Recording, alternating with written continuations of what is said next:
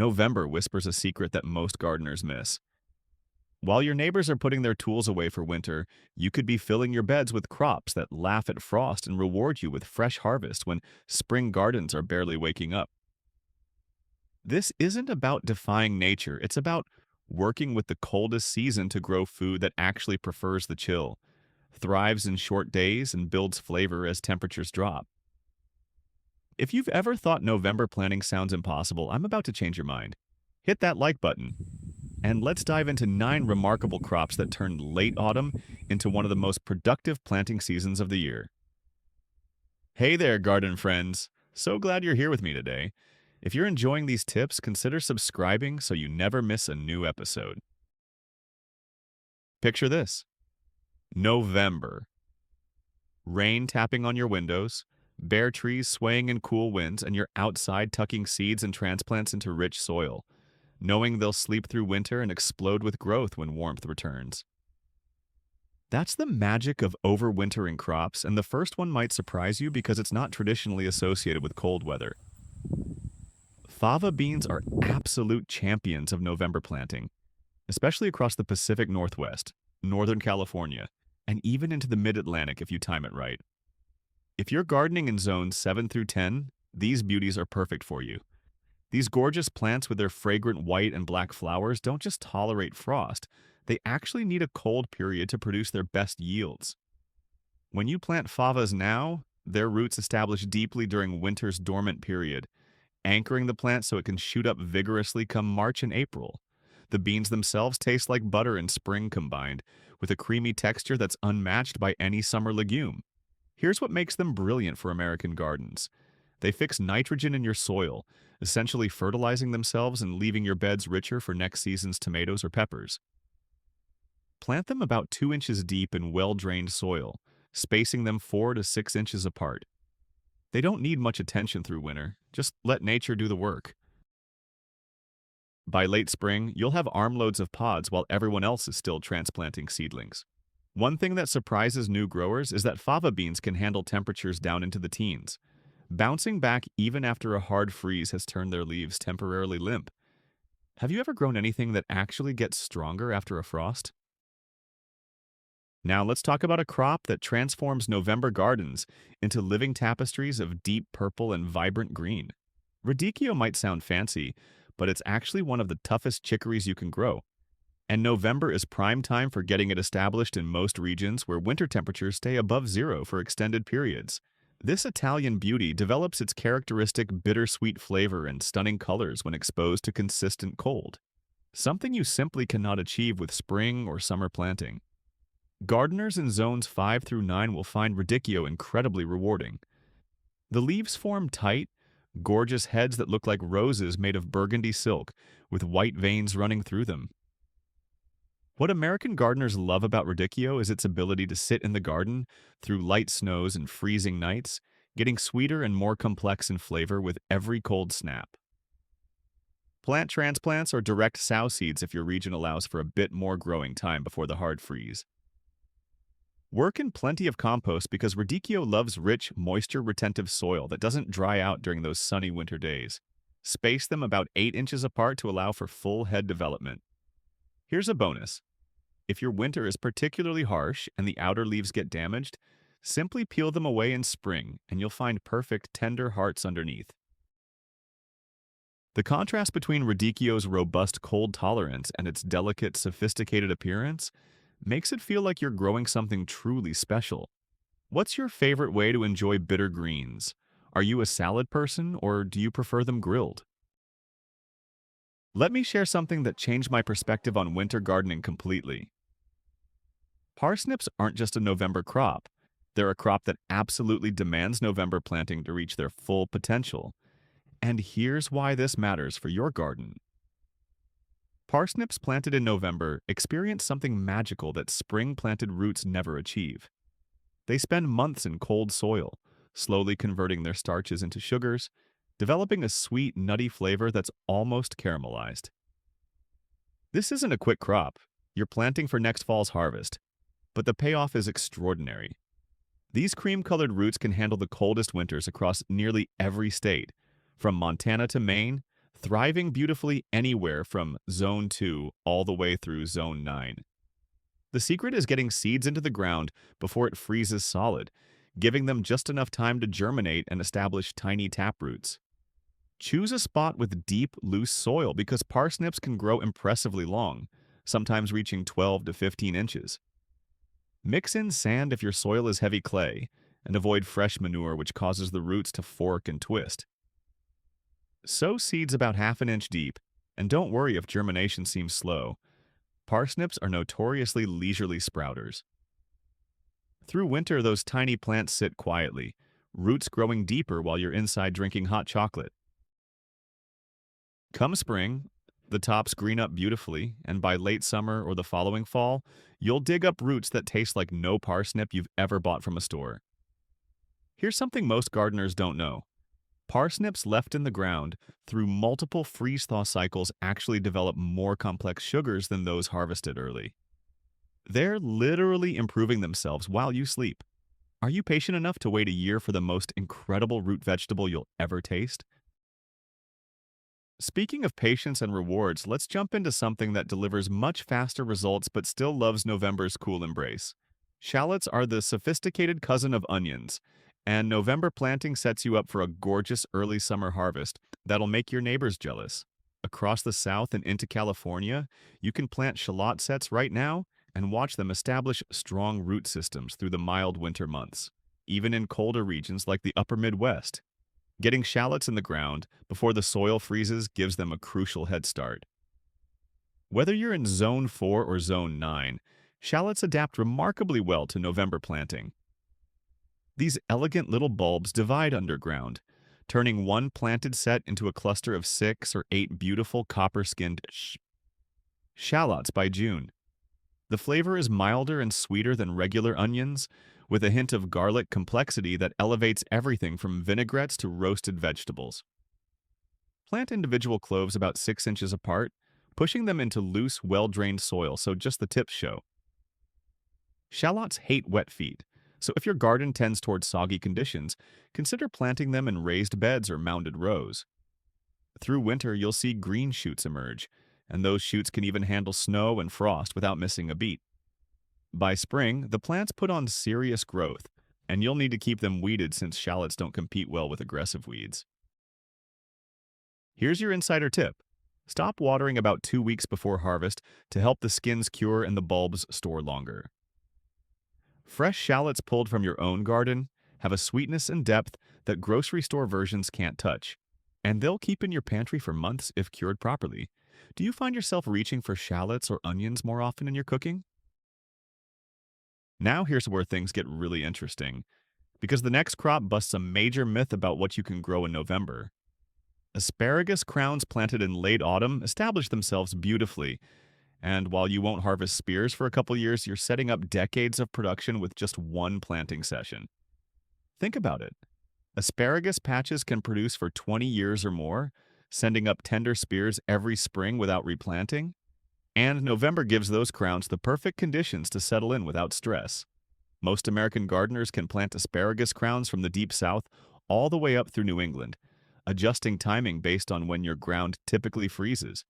These hardy perennials perform wonderfully in zones 3 through 10, making them accessible to nearly every American gardener. The key is getting those strange-looking crowns into trenches before the soil becomes unworkable. Dig trenches about 6 inches deep and 12 inches wide, mixing in generous amounts of compost and aged manure because asparagus are heavy feeders. Space crowns about 18 inches apart, spreading their octopus-like roots over a small mound of soil in the trench bottom. Cover with just a couple inches of soil initially, then gradually fill in the trench as shoots emerge in spring. During their first couple years, resist the urge to harvest. Let the plants build strong root systems and ferny top growth that feeds the crowns for next season. By year 3, you'll be cutting spears every morning in April and May, and that harvest will continue for decades with minimal care beyond annual compost applications and keeping weeds at bay. Here's something wonderful. Asparagus planted in November face less transplant shock than spring-planted crowns because they're dormant, conserving energy for root development rather than top growth. Which perennial crops have you committed to growing for the long haul? Let me tell you about a crop that truly shines when November planting meets winter's chill. Horseradish roots planted now will establish quietly through the cold months, then explode with huge tropical-looking leaves come spring, all while developing those pungent, powerful roots underground. This is one of the most carefree perennials you can grow across virtually every American climate, from Texas heat to Minnesota winters. If you're anywhere between Zone 3 and Zone 9, horseradish will thrive for you. Horseradish is nearly indestructible once established, which means you want to choose your planting spot carefully because it'll come back year after year. Plant root cuttings or crown divisions about 2 to 3 inches deep in loose, rich soil, spacing them about 18 inches apart. The roots grow surprisingly large, sometimes as thick as your wrist and a foot long. So deep, loose soil gives them room to develop fully.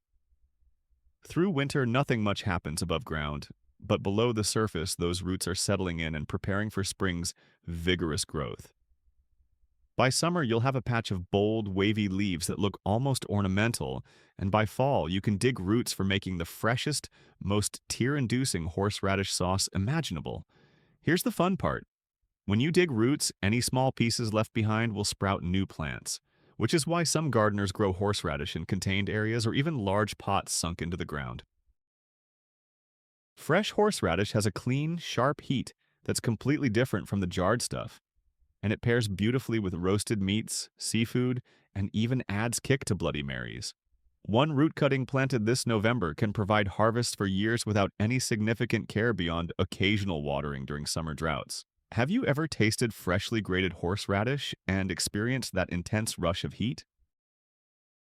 Now, let's explore something that completely changed my understanding of what November can offer. Rhubarb crowns planted in late autumn take advantage of winter's dormancy to establish massive root systems, positioning themselves to produce those gorgeous ruby stalks much earlier than spring-planted divisions.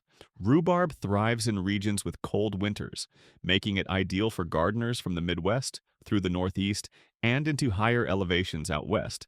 These perennial powerhouses need that winter chill to break dormancy and produce well, so November planting aligns perfectly with their natural cycle. Zones 3 through 8 are the sweet spot for rhubarb success.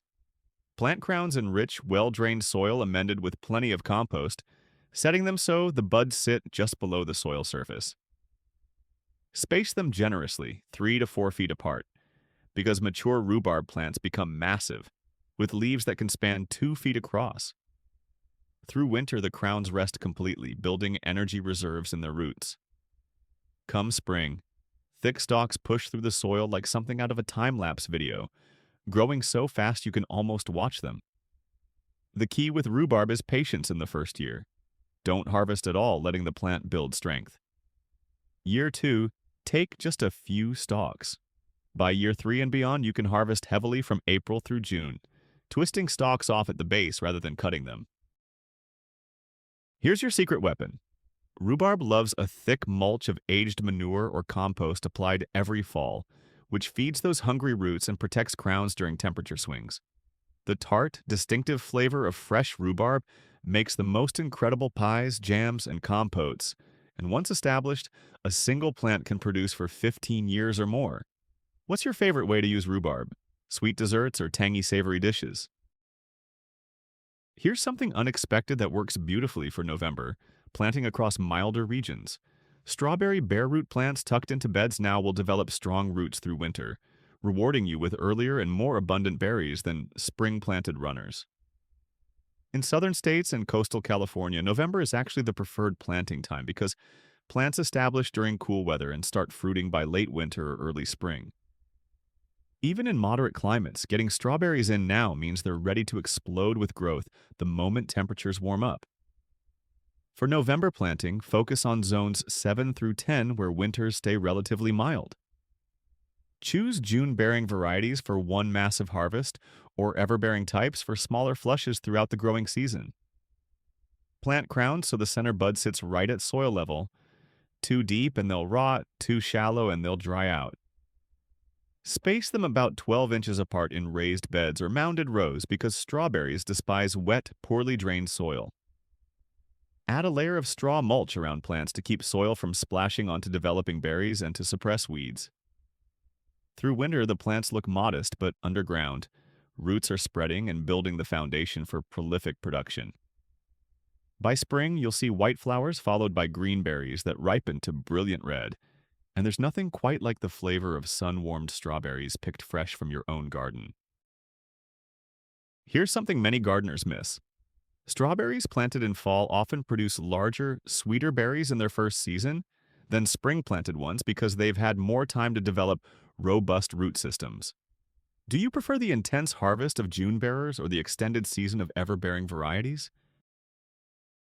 Let me share one more crop that I saved for last because it completely surprised me with its November planting potential. Multiplier onions, sometimes called potato onions or shallot onions, are an heirloom treasure that's making a comeback in American gardens, and fall planting is absolutely the way to grow them. These fascinating alliums work like shallots but form larger bulbs, and when you plant one bulb in November, it divides underground into a cluster of 4 to 8 new bulbs by harvest time. They're incredibly cold hardy, surviving winters across most of the continental United States without protection. Gardeners in zones 3 through 9 can count on multiplier onions to perform beautifully through November planting.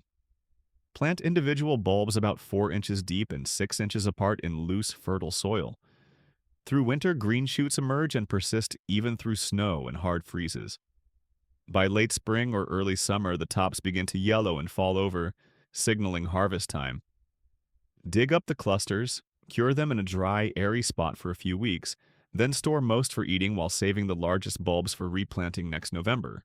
This cycle of planting and harvesting can continue indefinitely, creating a self-sustaining onion supply that requires virtually no input beyond the initial bulbs. The flavor is sweet and mild, perfect for roasting whole or slicing fresh into salads. Here's what makes multiplier onions truly special. They're one of the few crops that actually multiply your harvest without any seed-saving fuss, making them ideal for gardeners interested in food security and self-sufficiency. These 9 crops prove that November isn't the end of the growing season. It's actually a beginning, a chance to work with nature's rhythms and set yourself up for harvests that span seasons and even years. From the patient reward of parsnips to the decades-long production of asparagus, each of these plantings represents an investment in your garden's future and your family's food security. There's something deeply satisfying about planting when the world seems to be winding down, knowing that life is quietly establishing itself beneath the surface. So, which of these November crops speaks to you? Are you drawn to the quick rewards of strawberries, the long-term commitment of rhubarb, or maybe the self-sufficiency of multiplier onions?